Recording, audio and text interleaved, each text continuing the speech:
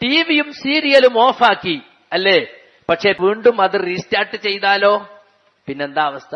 പുകവലിക്കാർ 14-15 മണിക്കൂർ പുകവലിക്കാതെ ഇരുന്നു. പക്ഷേ അത് ഇരട്ടി 1 മാസത്തിന്റെ കൂടി ശവ്വാല് വലിച്ചു തീർത്താലോ? ചില ആളുകൾ നിസ്കരിക്കുന്നതിന് മുമ്പ് ഒന്ന് ബാത്റൂമിൽ പോവും. അതെന്തിനാ? മൂത്രയിക്കാൻ പോണല്ല, 2 പഫ് വലിക്കാൻ. അത് വലിച്ചു ഊരി അതിലിട്ടിട്ട് പിന്നെ അങ്ങോട്ട് വരും. പിന്നെ നിസ്കാരം കഴിഞ്ഞിട്ട് പിന്നെ ഒന്നുകൂടി പോവും. അതെന്തിനാ? ഒന്ന് വലിക്കാൻ. പിന്നെ ഭക്ഷണം കഴിക്കണതിന് മുമ്പ് ഒന്ന് പോകും. പിന്നെ ഭക്ഷണം കഴിച്ചിട്ടൊന്ന് പോകും. പിന്നെ പള്ളിക്ക് വരാൻ നേരത്തൊന്ന് പോകും. പിന്നെ തറാവി കഴിഞ്ഞ് വന്നിട്ടൊന്ന് വലിക്കും. പിന്നെ അത്താഴത്തിന് എണീക്കുമ്പൊന്ന് വലിക്കും. അത്താഴം കഴിഞ്ഞിട്ടൊന്ന് വലിക്കും. പിന്നെ സുബൈക്ക് വരുന്നതിന് മുമ്പൊന്ന് വലിക്കും. അവസാനത്തെ ഒരു വലിയും കൂടി. ഇപ്പൊ എത്രയായി? എന്താ പിന്നെ കാര്യം? പകലന്തിയോളം പുകവലി ഒഴിവാക്കിയിട്ട് സ്വന്തം ദേഹേച്ഛക്കെതിരെ പോരാടിയ മനുഷ്യൻ രാത്രി ഇങ്ങനെ പലിശ അടക്കം വലിച്ചാലോ? അപ്പൊ സുഹൃത്തുക്കളെ, നമ്മൾ ശരിക്കും മനസ്സിലാക്കണം, മനസ്സാക്ഷിക്കുത്തുണ്ടല്ലോ പുകവലിക്കാർക്ക്. ബാപ്പാനെ കണ്ട ഇങ്ങനെ വിഴുങ്ങും, വലിച്ചോണ്ടിരിക്കുന്നോ ഉള്ളിക്കങ്ങ് എടുക്കും. ഉസ്താദിനെ കണ്ട എടുത്തിട്ട് കാലിലോട്ടിട്ട് ചവിട്ടി അരക്കും. അങ്ങനെ ബഹുമാനിക്കുന്ന മുതിർന്ന ആരെ കണ്ടാലും അപ്പൊ വരെന്നെ അറിയാം ഇത് മാന്യന്മാർക്ക് പറ്റിയ പണിയല്ല. എന്തിനാണ് സുഹൃത്തുക്കളെ ഇത്? ഒരു നോമ്പ് കൊണ്ട് നമുക്കതങ്ങ് വലിച്ചെറിഞ്ഞൂടെ? ഇനി ഞാൻ ഇത് തൊടൂല്ലെന്നുണ്ട്.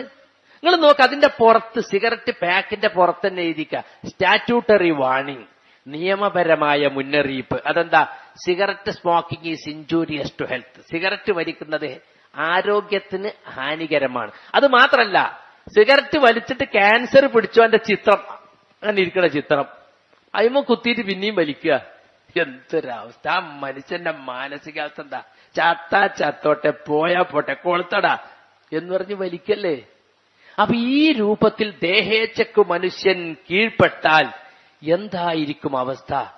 നമ്മളെ മനസാക്ഷിക്ക് പോലും നമ്മൾ എതിര് ചെയ്യല്ലേ.